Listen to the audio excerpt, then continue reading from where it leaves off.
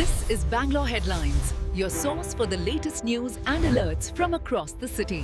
ಬೆಂಗಳೂರಿನ ಸುತ್ತ ಬೆಳೆದ ತರಕಾರಿಗಳು ಸೇವಿಸುವ ಮೊದಲು ಅದೆಷ್ಟು ಸೇಫ್ ಎಂದು ತಿಳಿದುಕೊಳ್ಳಬೇಕಿದೆ. ಬೆಂಗಳೂರು ಸಿಲಿಕಾನ್ ಸಿಟಿ ಸುತ್ತಲಿನ ಪ್ರದೇಶಗಳಲ್ಲಿ ಬೆಳೆಯುವ ತರಕಾರಿಯಲ್ಲಿ ವಿಷಕಾರಿ ಅಂಶ ಪತ್ತೆಯಾಗಿದೆ ಎಂಬ ಆಘಾತಕಾರಿ ಅಂಶವನ್ನು ಕೇಂದ್ರ ಮಾಲಿನ್ಯ ನಿಯಂತ್ರಣ ಮಂಡಳಿಯಿಂದ ದೃಢಪಟ್ಟಿದೆ. ಇನ್ನು ಬೆಂಗಳೂರಿನಲ್ಲಿ ಮಾರಾಟವಾಗುವ ತರಕಾರಿಗಳಲ್ಲಿ ಸೀಸದ ಪ್ರಮಾಣ ಹೆಚ್ಚಿದೆ ಎಂದು ತಿಳಿಸಿದೆ. ಈ ತರಕಾರಿಗಳನ್ನು ಸೇವನೆ ಮಾಡಿದಲ್ಲಿ ಕಿಡ್ನಿ ಹಾಗೂ ಮೆದುಳಿನ ಸಮಸ್ಯೆಯಾಗುತ್ತದೆ. ಸಂಗ್ರಹಿಸಿದ 72 ಮಾದರಿಗಳ ಪೈಕಿ 10 ಮಾದರಿಗಳಲ್ಲಿ 8 ಕೀಟನಾಶಕ ಅವಶೇಷಗಳು ಪತ್ತೆಯಾಗಿದೆ.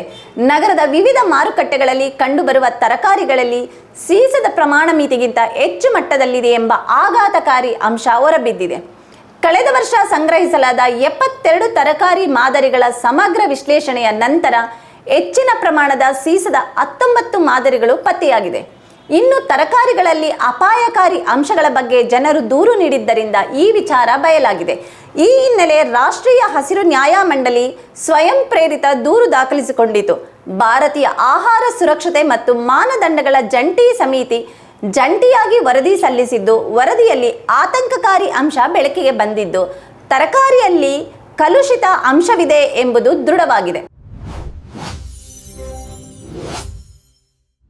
Subscribe channel for latest update.